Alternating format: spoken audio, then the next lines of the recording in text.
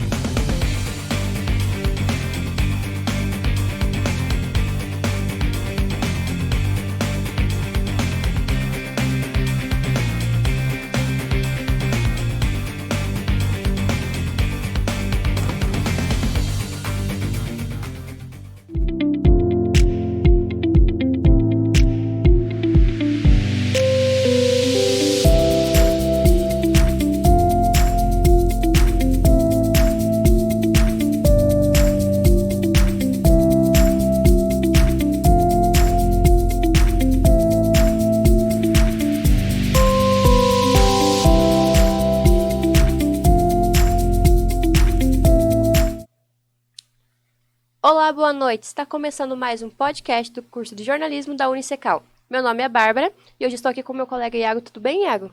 Tudo certo, Bárbara? Eu sou o Iago, eu do primeiro período, você também tá no Exato. primeiro, assim. E a gente tá aqui hoje com o nosso convidado mais que especial, João Barbiero. Exatamente. Vamos falar sobre o livro dele, Morri pela Metade, Renasci por Inteiro. Boa noite, João. Tudo bem com você? Legal, tudo bem. É um prazer estar aqui com vocês. Uma alegria estar podendo vir falar do meu livro, enfim, bater esse papo gostoso junto com vocês aí. Então, João, para a gente começar, como a ideia surgiu para você começar a escrever? Como, aonde, quais foram as pessoas que te apoiaram na ideia do livro? Conta pra gente. Na verdade, assim, é importante, talvez, relatar o porquê da origem desse livro, né? Eu tive uma situação super inesperada na minha vida, né? Que mudou totalmente todos os conceitos da minha vida. Não só os conceitos materiais, né? Mas principalmente os conceitos intelectuais, espirituais, enfim. Que foi uma prisão, né? Eu imagino que os meus falecidos pais, né? E até mesmo eu, jamais conseguiriam entender uma situação dessa na minha vida. Então, assim, do nada, né, diante de uma situação de um denuncismo sem uma investigação aprofundada, né, e eu acabei entrando literalmente de gaiato dentro de uma prisão, né, que está escrita no livro todo o histórico e o porquê. E aí surgiu até como uma forma de desabafo, ou talvez uma forma de autoproteção, né, para não cair no extremismo de uma depressão profunda ou de alguma coisa nesse sentido, eu resolvi escrever. Aliás, eu sempre gostei de escrever. Eu sempre gostei de em momentos difíceis, escrever. Né, ou seja, clamor, né, pedir a Deus alguma coisa, ou fazer textos, às vezes, para pessoas que estão aniversariando, sabe? Coisas desse gênero. Então, sempre gostei de escrever. E aí, eu, lá dentro da cadeia, quando teve a situação da prisão, eu pensei, meu Deus, o que você quer de mim? Qual é a missão que tem para mim? Né? Pensava, obviamente, muito nas minhas filhas. Eu tenho uma filha de 12 anos, outra filha de 8. E aí surgiu a ideia lá dentro, pô, vou escrever, cara. Né? A minha arma sempre foi escrever, então eu vou escrever. Acontece que aqui, na penitenciária, em Ponta Grossa, não é permitido, né? Caneta, papel, nada disso. Né? É uma penitenciária de alto nível de segurança, então não permite-se a entrada. Eu abri como se fosse uma pasta mental, né? E comecei a colocar ali dentro todos os acontecimentos, enfim e tal. Eu escrevo tudo isso no livro, tá? Escrevo tudo isso no livro, mas aí quando eu saí daqui, quando eu pensei que o meu alvará de soltura já tinha acontecido, que eu iria sair da cadeia, eu fui surpreendido que eu iria ser transferido para outra cadeia pior do que a daqui, Piraquara. que é Piraquara. O Complexo Médico Penal de Piraquara, que de médico penal, médico não tem nada, né? Então, assim, tudo isso que eu estou falando aqui está relatado de uma forma muito mais ampla dentro do livro. Quando eu cheguei no Complexo Médico Penal, a primeira coisa que eu pedi, até porque eu tinha medo de esquecer de certas coisas, né?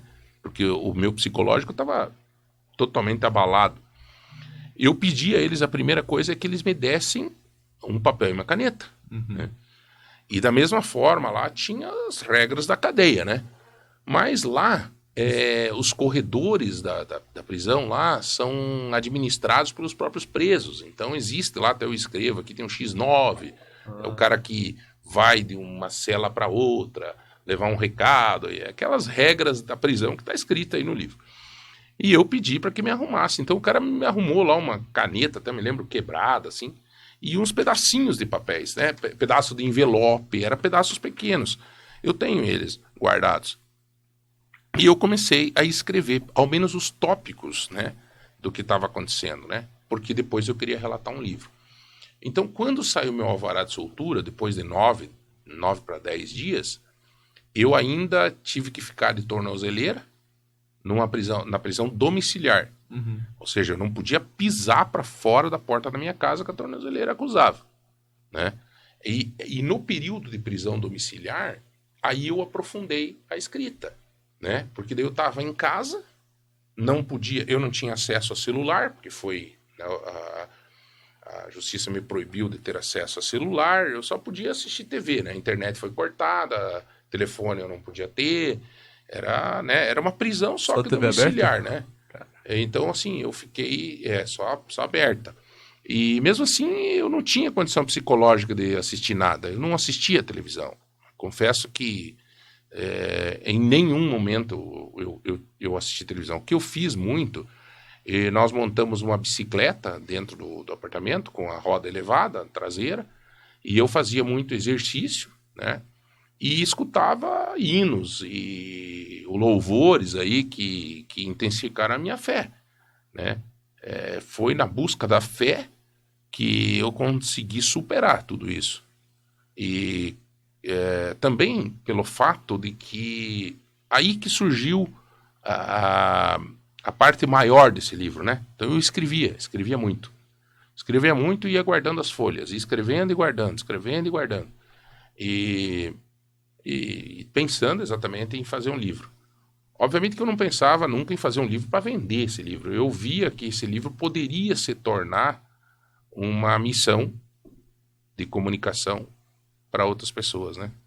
E foi isso que surgiu. O nome, particularmente, ele aconteceu porque lá no Complexo Médico Penal, eu fiquei numa cela pequena, assim, tinha aquela porta, tá descrita no livro, com uma janelinha em cima e outra embaixo, né? A de cima para você ter comunicação, a de baixo era aquela janelinha para colocar o prato ali para pegar aquela concha de polenta, né, horrível lá, Você que eu nem relata, comia. né? Eu perdi 11 quilos em 9 dias. Nossa.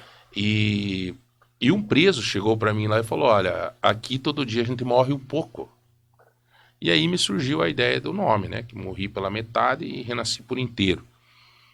Que eu acho que realmente a gente renasce a cada dificuldade, né? a cada batalha, né? E daí que surgiu, então, a ideia, em princípio, do livro, assim. Cara, nossa, deve ter sido muito impactante. Tanto que é o que você Foi. fala no livro. O que eu ia perguntar até é sobre isso.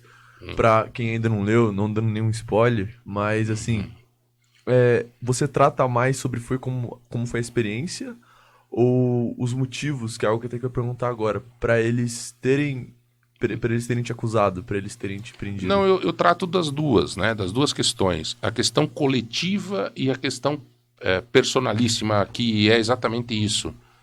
A questão coletiva, eu entendo que ela é o direito em si, o acontecido em si, né? Tanto que teve uma decisão do STJ e do próprio Tribunal de Justiça, né, cancelando todas as interceptações telefônicas feitas de mim, dizendo que eu não deveria ter sido preso O processo já foi me devolvido tudo que me pertence, né? Então, assim, o processo, ele está pronto para arquivamento, vai arquivar, não tem mais demanda nenhuma. Então, isso é muito questionável. Tanto que agora eu fui convidado para dar uma palestra em Brasília sobre o livro, a convite do ministro Gilmar Mendes, do STF. O ministro entende que, muitas vezes, o Ministério Público passa dos limites. O que eu passei, eu não deveria ter passado. Eu tenho uma história de vida nessa cidade.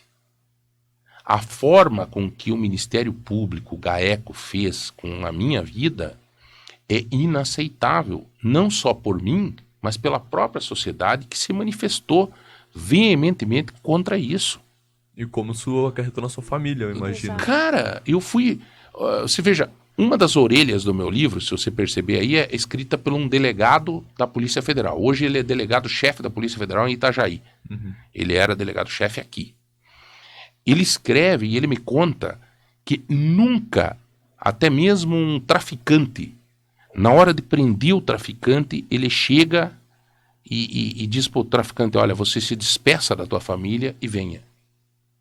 Jamais. Ele prende um traficante. Eu fui preso. A ordem de prisão minha foi dada na frente, com a minha filha de 12 anos agarrada em mim.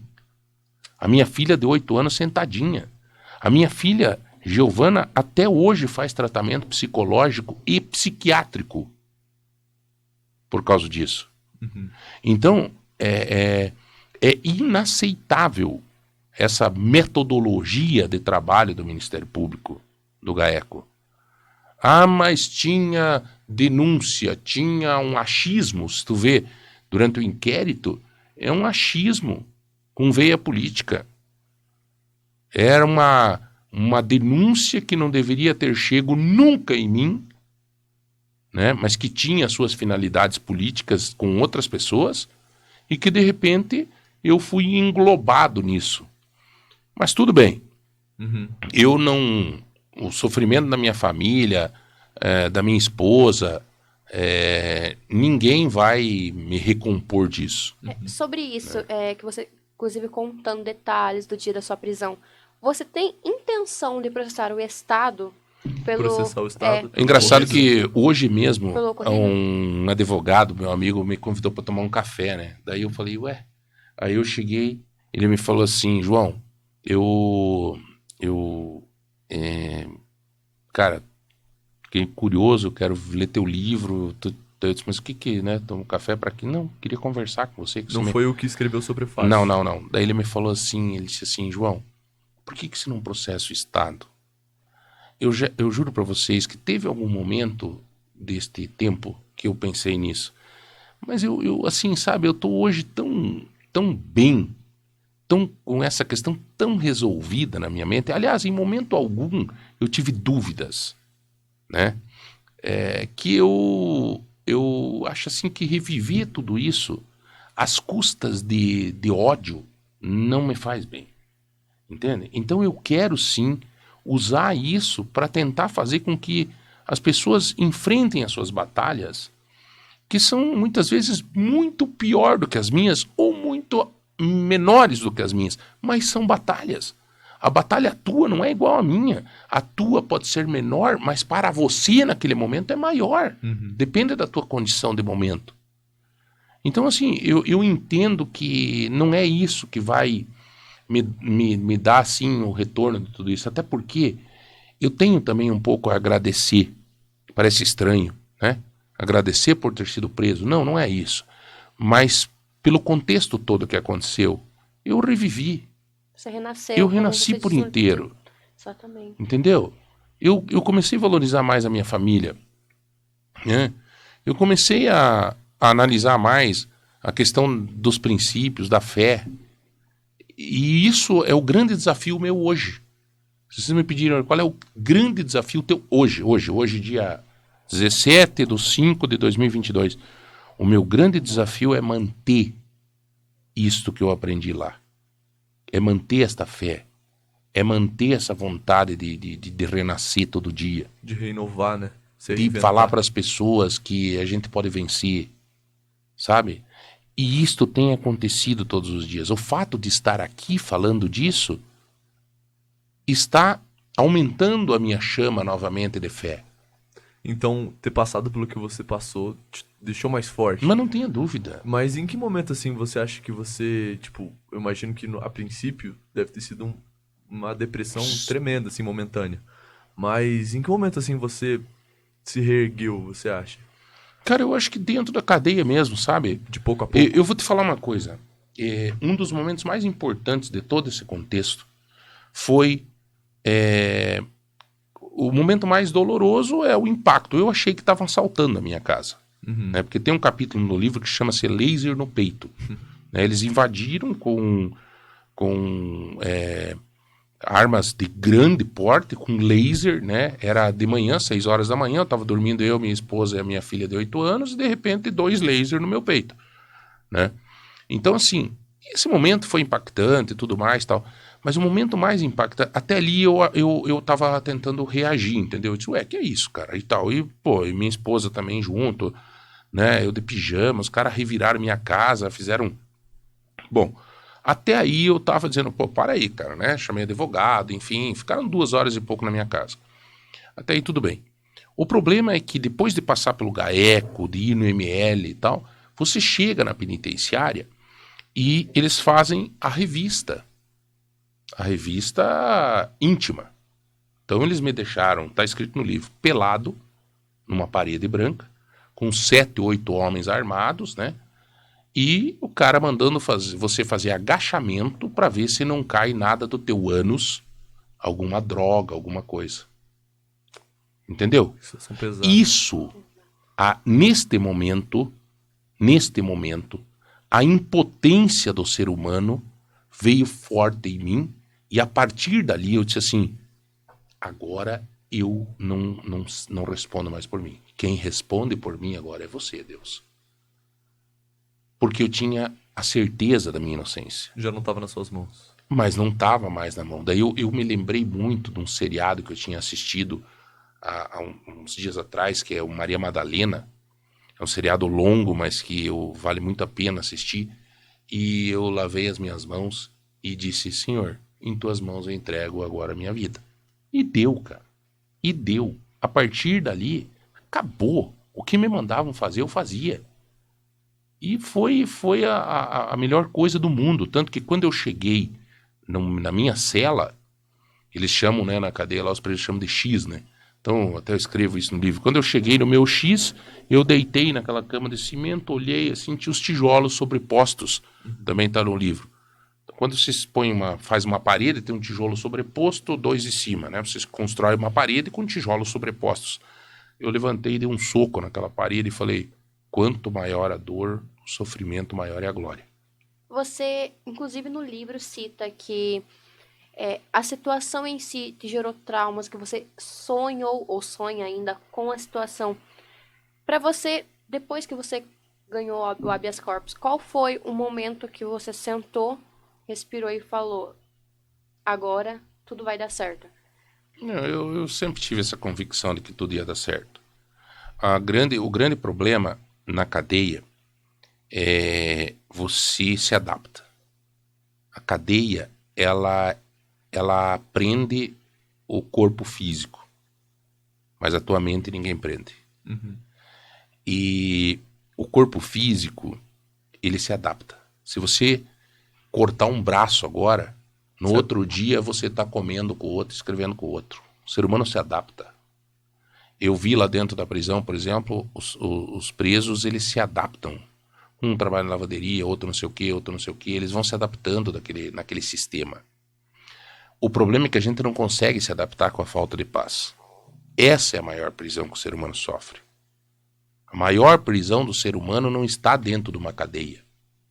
Está aqui fora, na prisão do celular, na prisão do egoísmo, na prisão de que ser esse dono de outra pessoa. Esses são os limites de uma prisão que não tem cela. E eu entendo que eu em momento algum, eu me coloquei na condição assim né? Eu disse, não, eu sei o que está acontecendo comigo, eu sei aonde isso vai chegar, é impossível que chegue diferente. O que mais me judiava era o reflexo disso para minha família, minhas filhas, né? Eu conto aí no livro, eu tenho, por exemplo, eu pedi lá um plástico preto, né? Um saco preto, porque de lixo, né? Porque eu queria cobrir o vaso sanitário, né? Porque eu lembrava muito da minha filha Graciela, de 8 anos. Que a Graciela, ela tem uma mania que ela vai no banheiro e dela grita, né? Papai, vem me limpar, né? Com toda criança, assim. Então eu olhava para aquilo, aquilo me acabava, cara. Aquilo era terrível, assim, né? Tanto que eu não queria ver aquilo. E não tinha como, né? Nossa, ela não tem como se não ver. Mas enfim, as crianças me davam muito, né? Você vê a minha filha, a Giovana, aí tá aí, foi pro The Voice, agora tá. Eu tinha medo de atrapalhar, por exemplo, a Carreira carreira dela. dela, entende? Eu dizia, meu Deus, até escrevo isso no livro, meu Deus, será que eu não vou atrapalhar minhas filhas? O que estão dizendo na escola para as minhas filhas? Meu Deus do céu, sabe? Esse era o meu, né? Obviamente que a família teve uma participação muito importante, a minha esposa foi muito forte, né? Uma coisa que me ajudou muito, né? Ela desceu comigo até o carro da polícia e chegou lá na entrada do carro.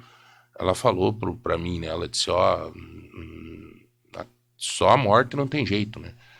E aliás, até a morte tem jeito para quem tem fé, né? Que tem fé acredita na ressurreição. Então, é, foi muito bom ter ouvido aquilo dela, entende? Então, Então, isso foi. para você ir tranquilo, tua base foi a sua família. Isso Para te foi. manter de pé, foi a sua É, família, é isso? você saber que tinha alguém lutando por você lá fora, né? Eu me deparei com muitos presos lá, que por causa do Covid eu fiquei fechado. Uhum. Tinha que ficar fechado, né? Era como uma solitária, digamos assim. Mas eu me deparei com vários presos que vinham conversar comigo na janelinha lá e até aconteceu uma coisa legal em Curitiba, porque eu tinha muito medo lá em Curitiba, porque lá é uma cadeia pesada e tal, então eu tinha medo, né? Eu lembro quando eu cheguei lá, aqueles corredores frios lá, eles gritavam, sabe? Tá chegando empresário aí, não sei o que e tal, sabe? De noite, a primeira noite, davam batida nas paredes, né, e tal. Daí eu dizia, meu Deus, será que daqui a pouco não vão invadir aqui, não vão fazer Sim. alguma coisa e tal? Muito medo em relação a isso. Mas de repente eu presenciei, cara, uma situação assim que lá também tem cada um com os seus problemas, com os seus erros, né? Uhum. Mas cada um tem também o seu lado, por incrível que pareça, humano também, sabe? Tipo, cada um tem sua história, né? Eu não vejo mais as pessoas hoje por aí andando e saio caluniando, chamando de vagabundo, sabe? Porque cada um tem sua história, cada um tem sua injustiça sofrida. Quando eu via alguém de tornozeleira eletrônica na rua, por exemplo, eu dizia assim, pá, esse aí deve ser um bandido sem vergonha, né? Daqui a Não, pouco eu tava eu de agora tornozeleira. você entende, né, o outro lado. Cara, é a premissa da vida, cara. É a premissa da vida, o mundo dá voltas. E você hoje, eu sempre comento, se você não é um deficiente físico, você é um deficiente em potencial. Porque você pode se tornar. Então qual é a tratativa que eu tenho com este que é deficiente? Uma baita lição de humildade, né? Entende, cara? Então eu acho assim que conceitos mudaram demais, demais, demais. Reitero, a minha preocupação em manter esses conceitos vivos dentro de mim. É o seu objetivo hoje. E grande.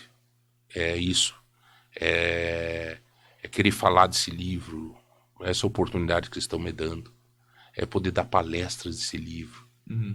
É poder dizer para as pessoas assim, acreditem, cara, né? Esses dias eu conheci uma menina, eu tava num hotel em Curitiba, e eu vi um casal tomando café da manhã chorando.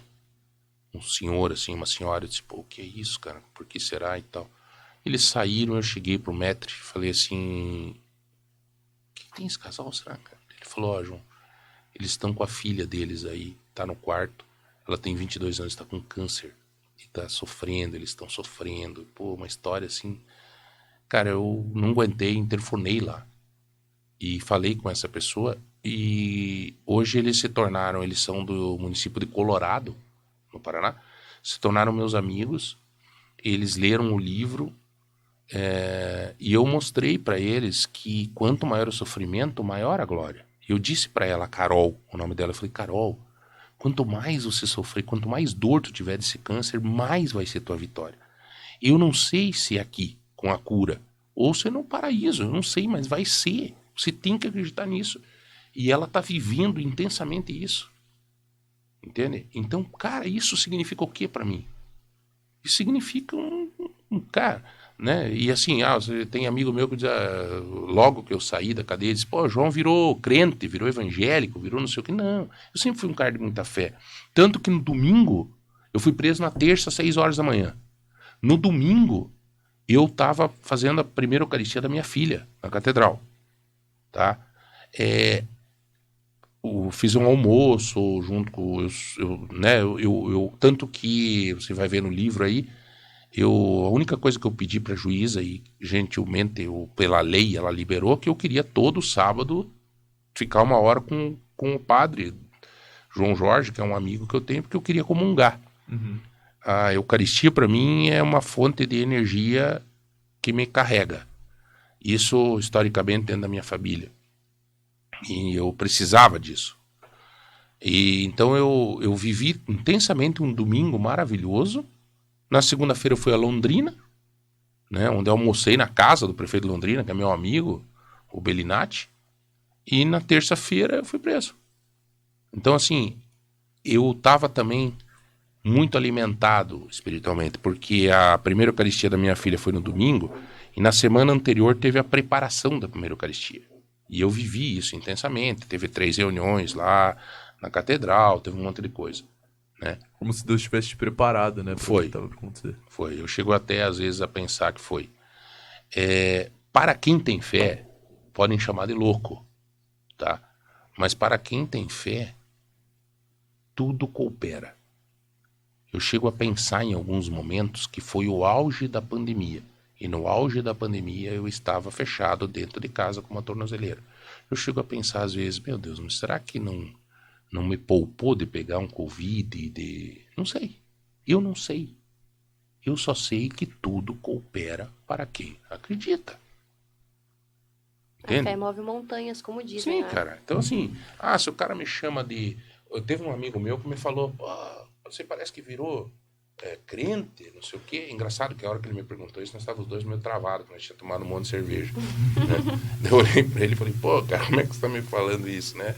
Eu disse, cara, eu só posso te dizer uma coisa, eu tô feliz. Com tudo que me aconteceu, eu tô feliz. No final, ele me abraçou, chorando lá, na hora de sair de casa, e disse assim, cara, tudo que passou, você tá feliz, eu tenho tudo, e me falta tudo. Eu falei, pô, mas por que, cara? Ele, não, eu não tô bem, cara, tô mal com a minha esposa, cara, minha filha de 16 anos, bate de frente comigo, eu não tenho diálogo. Daí ele começou a desabafar. Daí eu falei pra ele, então, meu amigo, eu não sei o que você tá pensando em mim, mas eu tô feliz, cara. Entendeu? E hoje ele é um cara que eu converso muito com ele, eu acho que até tô ajudando bastante ele. Não quero converter ninguém. Quero só mostrar para as pessoas que tem solução. Que nunca é o fim do O problema daquela menina que tá com câncer é muito maior do que o meu. Sim. Porque o meu era palpável, tinha solução, ou seja, num habeas corpus, ou seja, no STF, no STJ, ou seja, no Tribunal de Justiça. O dela não tem. O dela, ela tá lutando pela vida, entende? Sobre isso eu até ia perguntar. Após o habeas corpus, assim, imagino deve ter sido muito emocionante ver sua família. Nossa. Tenho certeza. Nossa. Qual foi o momento, logo depois que você saiu, que você falou, que você sentiu falta quando estava preso, que você falou, não, vou fazer isso, e você foi lá e fez?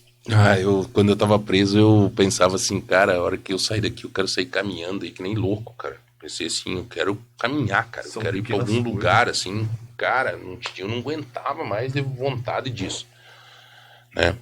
E também tomar banho, né, cara? Porque eu fiquei lá em Curitiba, eu fiquei 4 dias lá sem tomar banho. Eu tinha medo de tomar banho lá, sabe? O Marcelo Odebrecht, né, da Odebrecht, ele era um ex-presidiário lá que tinha saído, mas todo mundo gostava dele, né? Porque um dos chuveiros quentes lá era que o Marcelo tinha colocado. Ele montou uma academia lá e tal, então o povo gostava do Marcelo. Mas mesmo assim eu não experimentei o chuveiro quente lá. Eu falei, não, eu não tinha força nem para tomar banho, né? Enfim. Mas assim, eu tenho alguns momentos interessantes que estão no livro, né? Quando eu teve meu habeas corpus, eu tava muito pensando assim, meu Deus, quem é que tá me esperando aí fora, cara? Né? Será que as crianças, acho que não vão fazer isso? Eu falei, trazer as crianças aqui na porta da cadeia, pelo amor de Deus. Eu pensando, E aí eu tive mais uma demonstração de muito amor por parte da minha esposa, né? Porque eu não me sai da cabeça, por exemplo, que eu tinha lá um corredorzinho, assim, né? Na saída da penitenciária, uns 80 metros, assim, com coberto, bem pequenininho, né? Aquele corredor, que dava direto num portão gigante lá da penitenciária em Curitiba. E aquele portão abriu e tava a minha esposa lá, né? Com uma roupa preta, assim, uma calça e um blazer preto, ela é loira. Eu vi ela à distância, assim, na porta da prisão, parecia cena de filme, sabe? Então isso foi muito marcante para mim, eu tenho essa imagem muito viva em mim. Então hoje em dia, quando às vezes ela vem me encher o saco por qualquer coisinha, eu não nem dou bola, né? Porque eu me lembro disso, né? Ela podia ter mandado o advogado ir lá, ou alguém e tal. E segundo foi chegar em casa, né, cara? Chegar em casa. Eu cheguei em casa e fui direto no banheiro de serviço ali para tomar um banho e tal, né? Para não. Até porque. E as crianças estavam lá e aí, nossa, cara, que eu encontrei as minhas filhas, né, cara? Foi muita emoção e um encontro de muita. Daí, para cumprir a minha vontade de caminhar, no outro dia eu peguei e fui a pé até o monge. Até o Mosteiro da Ressurreição, lá na 20 quilômetros. Nossa.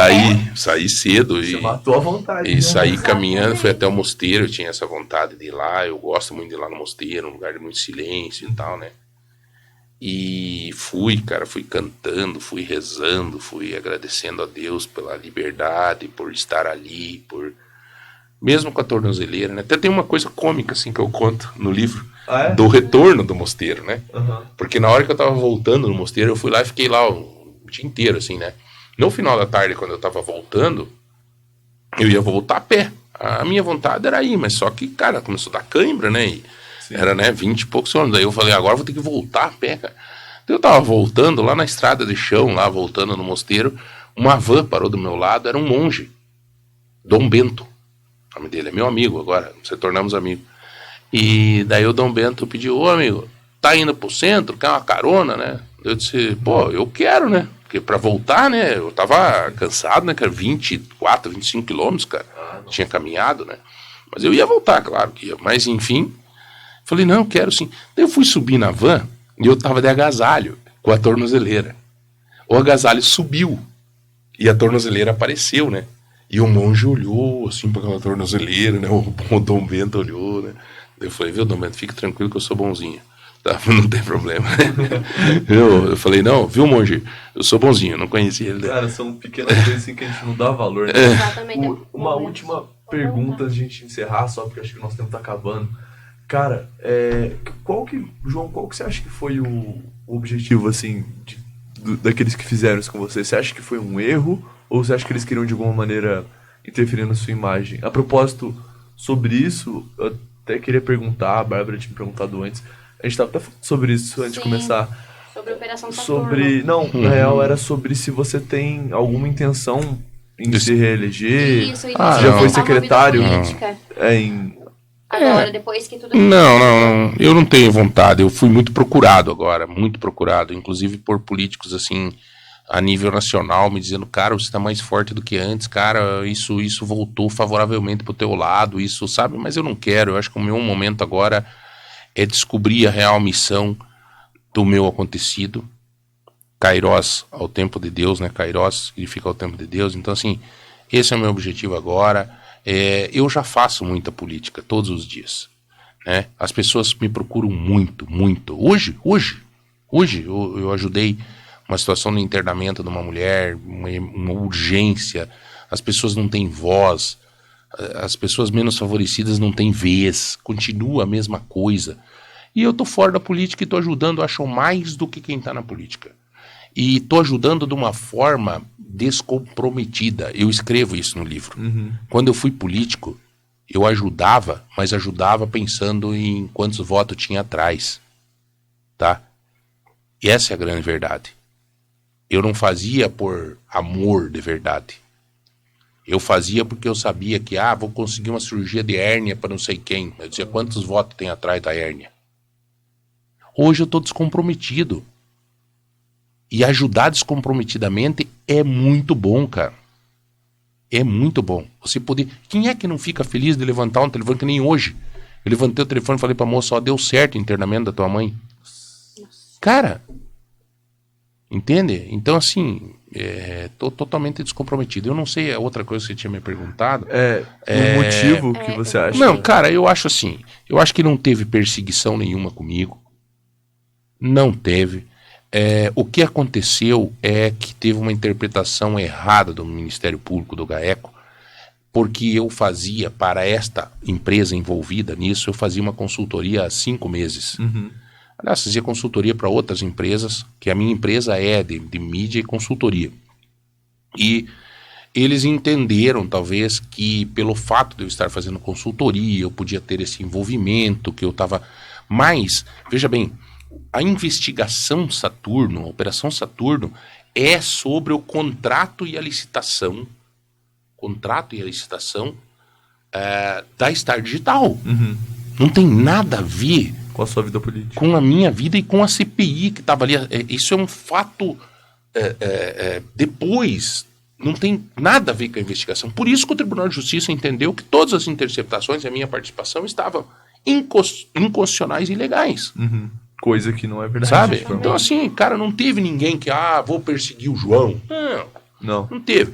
Agora, que teve situação de gente interessada em tentar atingir outras pessoas. Com a sua prisão? Que seja...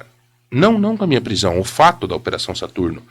Né? Você ter ali, por exemplo, qual era o objetivo da Operação Saturno para quem denunciou? Era atingir o prefeito Marcelo Rangel, a Elizabeth Schmidt, que era a vice dele, né? Era enfraquecer eles para crescer outros competidores na eleição e tal. Mas isso tudo quem vai ter que fazer é o GAECO, né? E pronto, eu não quero mais saber disso, isso já é passado na minha vida. O que eu preciso agora é fazer com que esse passado, esse acontecido não morra, né? Ele viva na vida dos outros. Cara, e eu acho isso lindo, sabe? Tipo, você fazer o que ama e atingir muito mais pessoas do que antes. Eu acho que é o seu objetivo. Tanto que eu acho que você, no livro, ajuda as pessoas a fazerem o mesmo, né? A se reencontrarem, a se reinventarem, a se renascer por inteiro. Eu até ia perguntar, antes da gente encerrar, a última coisa de verdade agora, onde que a gente consegue comprar o livro? Isso, esse livro ele está na Livrarias Curitiba. Aliás, eu fiz esse livro para não para vender, como eu falei, era um desabafo da minha vida, era um momento. Mas de repente, cara, começou a acontecer uma situação que as pessoas começaram a comprar. Eu reuni uns amigos para fazer o lançamento do livro, mas no intuito de dar o livro para os meus amigos e tal, para a família, papapá. E de repente começou a procurar. E daí, daqui a pouco, eu recebo uma ligação da Livrarias Curitiba, me dizendo, olha, tem muita gente procurando um livro e tal.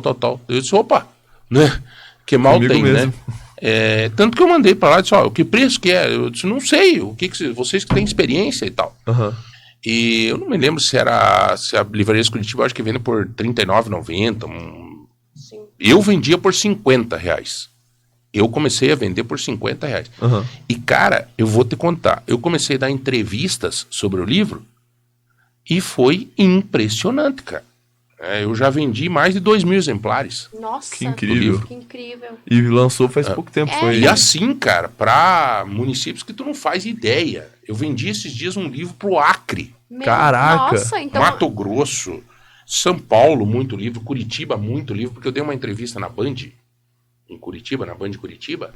E tal. E outra coisa também que eu acho que eu vendi muito também, porque o Datena também, na Band Nacional, ele mostrou o livro, fez um comentário no livro, acho que também repercutiu. E as redes sociais também, né?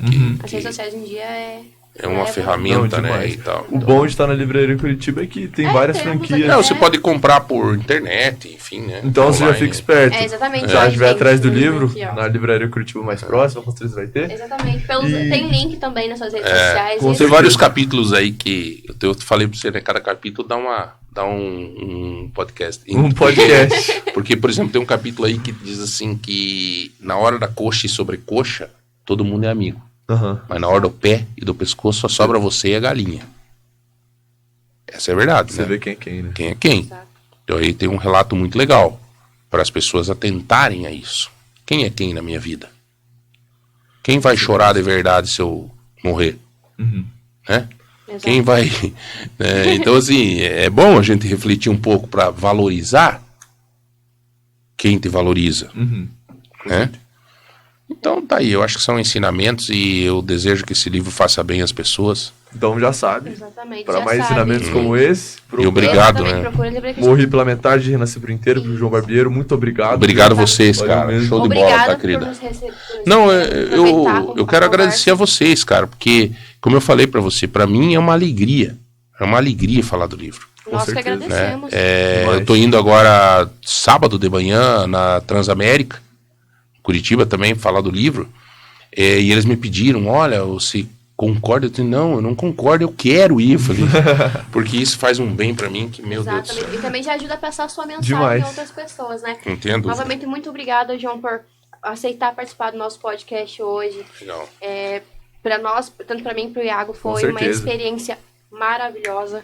Saímos ainda com a Saímos assinatura. ainda com, a, Aí, com que a- bom. autógrafos. Claro. Tamo aí. E aproveitem o curso, Algum né? recado antes de encerrar?